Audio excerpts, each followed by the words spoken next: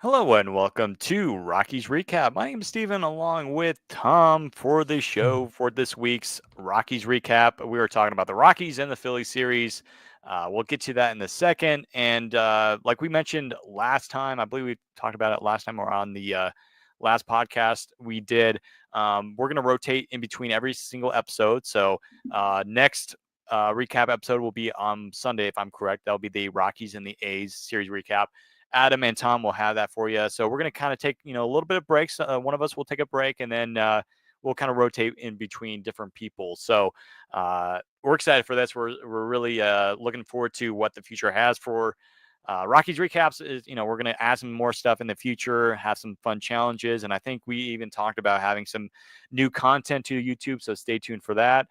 Adam might be working on that, and not to mention Ready to Rock, which used to be Pick to Click. We're kind of rebranding that a little bit. I'm curious to see what Adam's going to do with that. So stay tuned for that as well.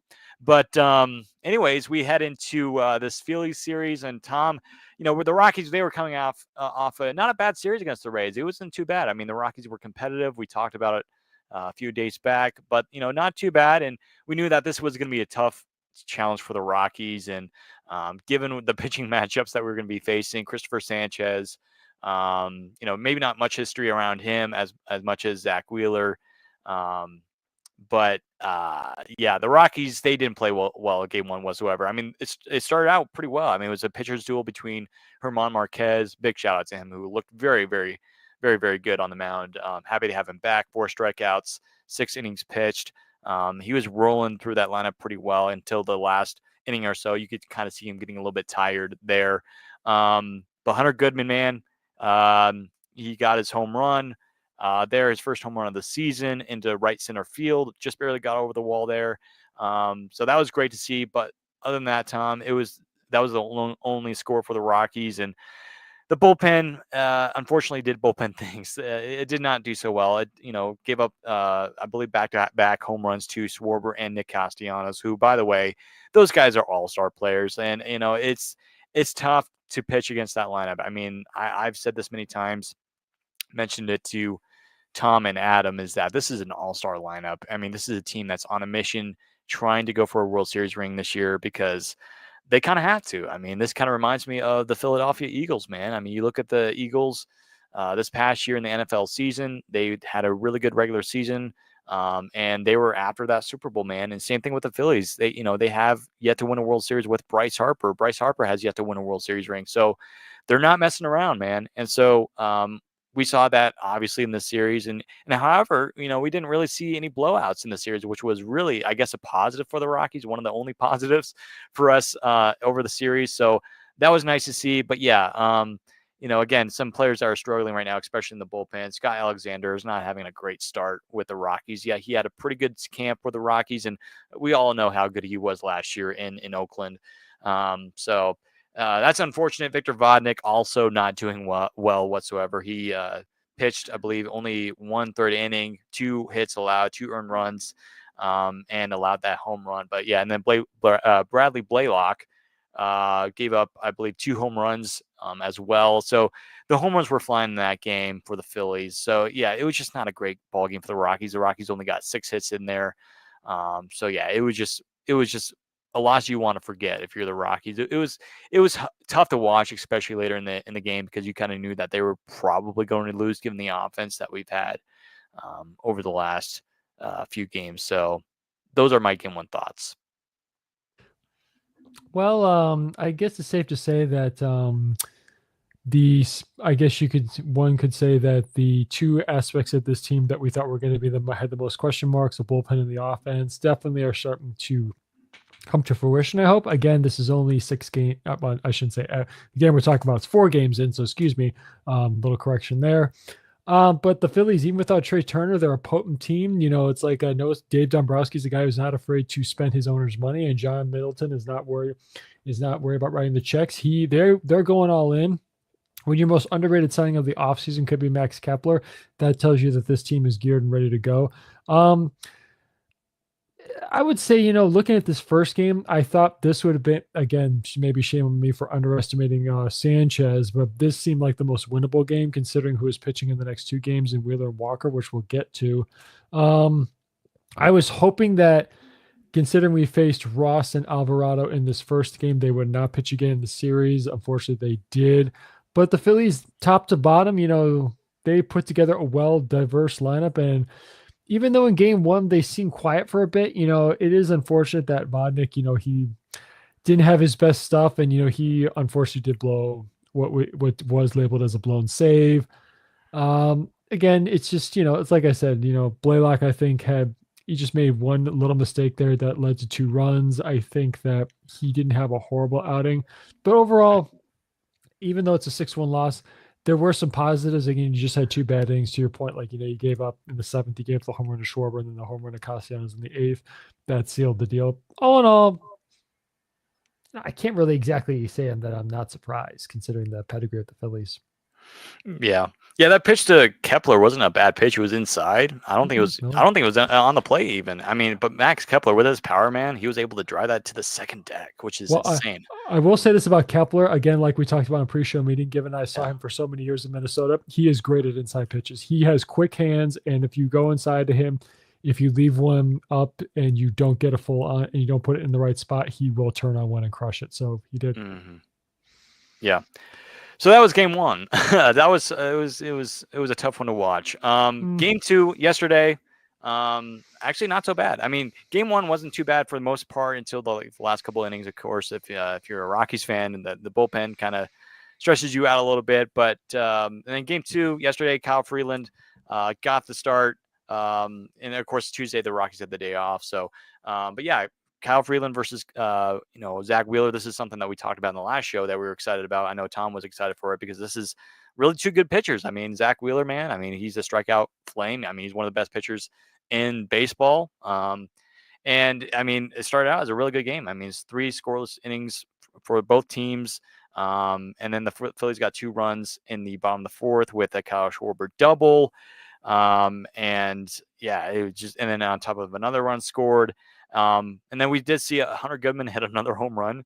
And that was it back in this, I believe, the 7th inning. And then, of course, the Phillies added some more runs in the bottom of the half of the 7th inning with Trey Turner, who was able to play that game. And he was able to score Sosa. And I mentioned this right before we started, but Mundo Sosa, I feel like I don't know why, but I feel like he's done well against the Rockies in his career, like a lot of people have, a lot of players do. Like we talked about, I remember last year on our Rockies recaps, we talked about Christian Walker whenever the Rockies played the Diamondbacks, and I don't know, man, is it like Schwarber? I mean, it's honestly the entire lineup. They just do incredibly well against the Rockies. But again, like Tom pointed out, it's like you can't really be too surprised, not in a bad way necessarily, because it's the Phillies. It's not like you're playing against a team that's battling 500 or a team that hasn't been in the playoffs for a long time. No, this is the Phillies. And their lineup is good. Their starting rotation is good. And even their bullpen is really good. I mean, they got, acquisitions in the offseason. They got that, who's their guy? Was it, who's the guy that they got from Toronto? Romano? Yeah, Romano. So their team is entirely stacked. So again, not a huge surprise there. Again, really good to see Hunter Goodman. Just, the Rockies are giving him playing time. Really good to see him just get into his own. And he was hit by the pitch yesterday and also today. It looks like he's okay, which is good news. But it's actually in the same area. I think he got hit. But yeah, it's good to see Hunter Goodman doing well. But the offense, man, it's been stagnant. It's basically been Hunter Goodman to start the year for the Rockies offense, and that's it. So, and we will also mention Mickey Moniak, who was able to get a home run in the last game against the Rays in Tampa, and almost got a home run today. And it could have been a home run, but according to the umpires, it was a triple, and therefore Bud Black did not challenge. But yeah, the Rockies, they were only able to let me see here. Let me double check, make sure I got everything here correctly. Yeah, the Rockies were only able to get 4 hits last night, and I think one of them was Chris Bryant, which is really good to see, despite the slow start that he's having. Not striking out a whole lot. He has striking out a little bit, but he has gotten some walks. But yeah, Bryant right now is hitting 0.71 on the season. Of course, he hasn't played every single game, but you know, hopefully we'll kind of see him spark up a little bit. I mean, he had a pretty slow spring, and he was a healthy. That's the most important thing, right? So, but yeah, the other players that got in the game was just Mickey Moniak, who was I believe he got a single there. So only 4 hits in that game, 2 from Goodman, 1 from Bryant, and 1 from Moniak. And Kyle Freeland, he almost went 7 innings in that game, 9 hits allowed, 3 earned runs, no walks, and 3 strikeouts. So maybe not as much strikeouts against than what he had against the Rays, but still a pretty good start, Tom. And again, the bullpen's still struggling there a little bit. Chevy got a walk, and he only was able to get 2 outs there. And Halverson came in, did get a strikeout, but did surrender a walk there and 1 hit. So not a bad game too. It could have been a lot worse because the Phillies had 12 hits in this game. They had 11 in games 1 and 3, but they had 12 hits in this game. Here's the crazy thing about the Phillies offense. They were 4 for 12 with runners in scoring position. They left 9 runners on base in game 2. So this could have So obviously it's not a blowout. It's not a really close game, but it could have been a heck of a lot worse. So I think we should thank the universe or whatever deity we all pray to, or thank our lucky stars, whatever phrase you want to use, that this wasn't a 13-1 loss. So I'll look at it that way. This was the matchup I was looking forward to. As I said in the pre-show meeting, Freeland, he went toe to toe with Wheeler, who's my pick for the Cy Young this year, for the National League Cy Young, excuse me. He didn't back down. He dealt with some foot traffic. He gave up 9 hits. He did surrender the 3 earned runs, and people are only 3 Ks, but Freeland's not a big strikeout pitcher. So he did his job. He gave us the chance. And like you mentioned, Chivili had just a rough 2/3 innings that he pitched. It was challenging. Our offense had some the Rockies, they left 5 runners on base. So we had chances to, if not win this game, I suppose make it closer and possibly tie it. But again, at the end of the day, this is the Phillies we're talking about. And excuse me. Strom, I think Strom, of course, had a pretty good inning. He was able to hold it down. Of course, Alvarado pitched again in this series. And he's got a very interesting delivery where here they just kind of full windup and just all the way back. That long arm throw. It's weird, but overall, like I said, this was a game we tried to fight Zach Wheeler, but it's Zach Wheeler. So, when you have an offense that's not a high ranked pedigree as ours, it's going to be challenging. Overall, it's a loss, but it's not a horrible loss. Like I said, it could have been a heck of a lot worse. Yeah, I mean, we could have gotten blown out in this series. Like, we could have had one of those, Yankees type games to where we're losing like 20-5 or whatever it is. But no, the Rockies, and I mean, this has been every game. The Rockies have not been blown out. They've been able to, stay close. Their pitching has been good, and that's why the Rockies are, doing well pitching wise. Like, I think I don't know if we mentioned this yet, but yeah, I mean, as of right now, again, knowing that this is probably going to change. But the Rockies, as of right now, lead the National League in team ERA. And I think it's under 2. It's like 1.1 point. I think it's 1.15. I'd have to double check on that, at least before this last game against the Phillies. But we have Evan here in the comments saying, "I'm wearing that same Rocky shirt right now. I love this shirt, Evan. Isn't it awesome? I'm gonna miss the Green City Connects, which we'll get to in just a second. Yeah, I mean, they fought well against Wheeler, I thought. And then, I guess we can start going into today's game. I thought, the Rockies did pretty decently well against Taijuan Walker. Now, I know, again, we only got 8 hits in the game. We only scored 1 run in the 9th inning. But, the Rockies, they were able to, get the pitch count up against Walker there in the end. And I was really happy despite the loss. That 9th inning was kind of frustrating because it's just like we had the bases loaded and 1 out, chance to either tie the game with just a base hit or maybe hit a grand slam or something, take the lead. But the Rockies, they were able to, get after Alvarado a little bit. And Alvarado is no joke. I mean, he's a solid reliever. And I know he's had issues in the past where he had trouble closing games for the Phillies in years past, but still, this is, Alvarado. And so that was nice to see. Doyle got a knock today. Ryan McMahon finally got a base hit. I feel like he's been cold to start the year, which, no offense to Ryan, but I kind of saw that coming. If you go to my X page, if you scroll down a little bit, it's not too far, but I made somewhat predictions for this year for the Rockies in my I forget what the terminology was for it, but basically a player that will regress this year will be Ryan McMahon. That's my pick. Not because I don't like him. It's just I feel like after All-Star year, it happens to a lot of players, and just that's just how I feel. Who knows? I hope I'm wrong. I hope Mac has a big year and heads to Atlanta for the All-Star game. But we're kind of seeing that right now for Mac. He struck out twice today, and Mac is not much of a strikeout guy.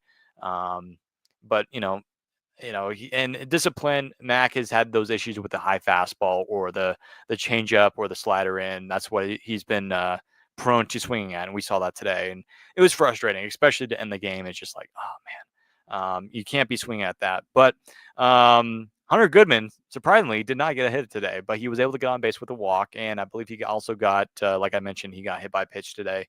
Michael Toglia got a hit. That might have been his first hit of the year. I'm not sure, but he did strike out twice, and that's another thing too. Like we'll quickly mention here, the Rockies, they got to cut down strikeouts. It's not, they're not doing a very good job whatsoever in terms of play discipline. Now, granted, like we said, they are playing against very good pitchers, like good to elite pitchers here, but you still have to have discipline. And the Rockies, there's been a lot of swings where it's just like you're swinging at that. That's not a good discipline there. I will say though that I have seen a little bit of improvement on walks. Like the Rockies, I think right now to start the year have the lowest amount of walks in baseball, and we saw that last year, right? And that's got to change. Of course, we talked about that during the offseason. But I am liking. I do like how we're starting to see a little bit more walks, especially for guys that struck out a ton last year. Hunter Goodman, he took a walk today, and then the new guy Tyler Freeman. He has yet to get his first hit, but he got a walk today, and I think that was in the ninth inning too. So that was great to see. And again, the Rockies tried to fight their way back there. But yeah, I think offensively, it's just not clicking right now. It's early in the season. Plus, you're playing in a ballpark that's it can give up its runs, granted, but still, this is March, April, Philadelphia, where it's cold, it's windy, and sometimes you'll get those warm days like it was in the first game against the Phillies. But like last night, if you watched the game last night, for those Rockies fans watching out there, you saw how cold it was. I mean, a lot of people were bundled up. They had umbrellas because it was raining, I think, earlier that day. And I think we had a follower at that game. He was letting me know. He was sending me pictures earlier.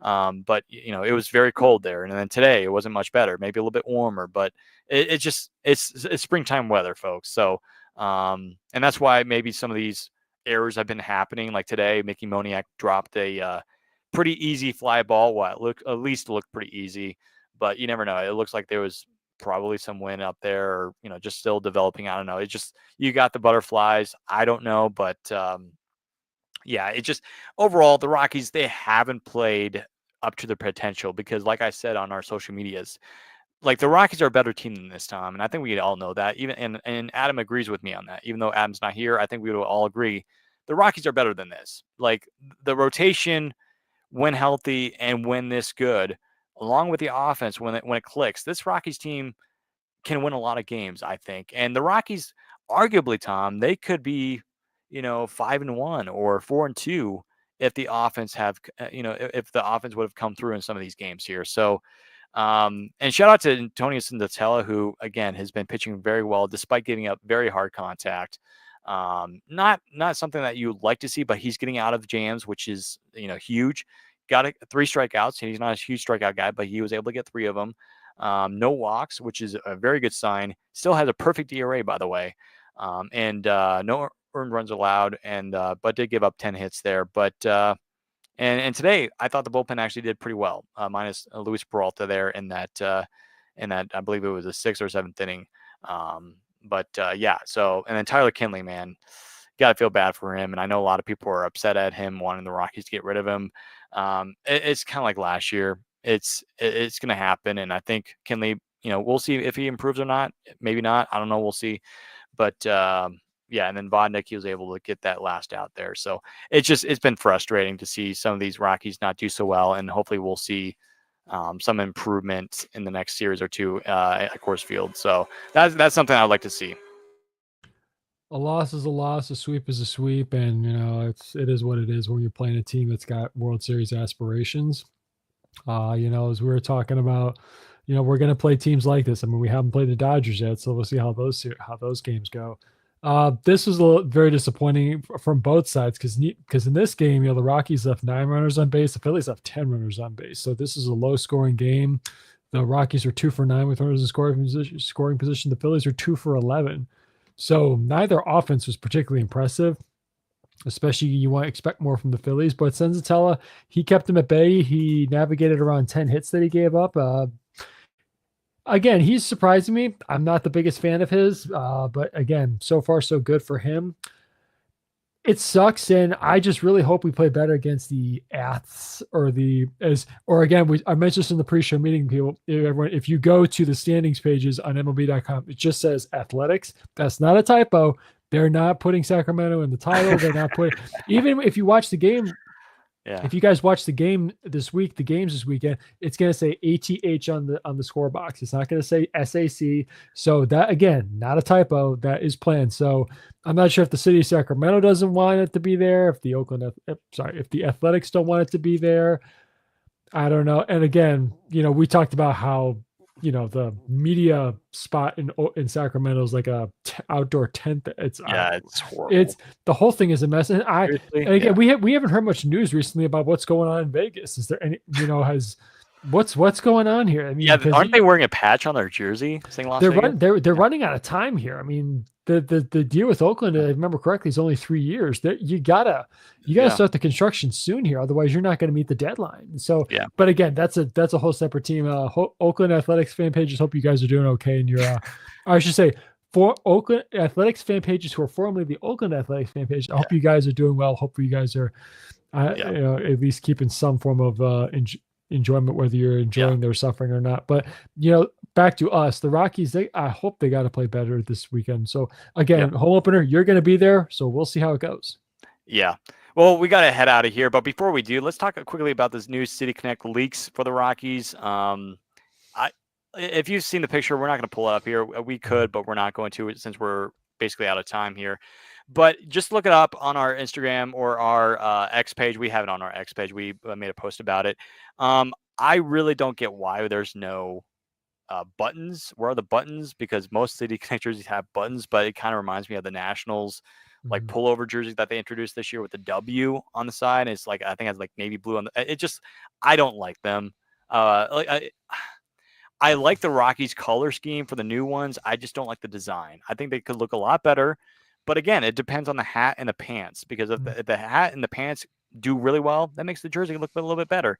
I would like to see numbers on the front, but again, we're not sure if this is the official jersey, but we'll see. Again, stay tuned to our social medias, because I would imagine that the announcement's coming pretty soon, because a lot of some of these teams have new City Connect jerseys. They've already started to wear them. Like the Nationals just wore theirs the other day. So the Rockies, I would assume, are next, since the leaks are coming out, and the White Sox again. If you want to talk to Tom about the White Sox City Connect jerseys, just hit him up on X, start a conversation with him, or on White Sox Now. Go follow our White Sox page over there. And by the way, are we close to 100 followers over there? We just passed 100 followers. Let's go. So I will be making a post like that. So if you guys want to enjoy some more baseball content and catch us the White Sox, follow us at White Sox Now on Instagram and X. But anyway, like I said, with the uniforms, just quick comment. I'll reserve my final judgment until I see the full uniform. Hats from hat and pants too. So, Well, folks, that's going to wrap it up for this episode of the Rockies Recaps. We're going to be back on Sunday. I will not be here. It'll be Tom and Adam running the show. Again, we're going to kind of rotate in between shows and all that. So we're looking forward to it. We're going to have a lot of fun. I'll be at tomorrow's Rockies home opener game. Hopefully that, we're going to do first pitch and everything. That's going to be a lot of fun. And we might be doing some content. I might be doing some vlog styles if we can do that. So if I do that, stay tuned to our YouTube pages, because, some fun stuff might be coming out there. And if you want to follow Rockies Now, feel free to follow us at Rockies Now on Instagram, X, and Threads. And if you want to listen to our Rockies recaps, we have a specific album or a specific page, if you want to call that, on Spotify and Apple Podcasts. Feel free to follow us over there as well.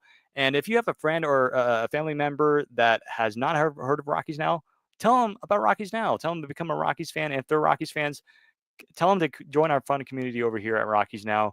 We're growing, we're having fun, and Tom, Adam, and I, we'd love to have you on board and talk some Rockies baseball or just baseball in general. We love baseball, and if you want to talk to us personally on our pages or on our socials, our tags are right below our names here on the screen and right in front of you. You can contact me or contact Tom on X. That's going to do it. Again, stay tuned for our next episode on Sunday. On behalf of myself, Tom, and Adam, thank you for watching this edition of the Rockies Recaps episodes. And as always, go Rockies.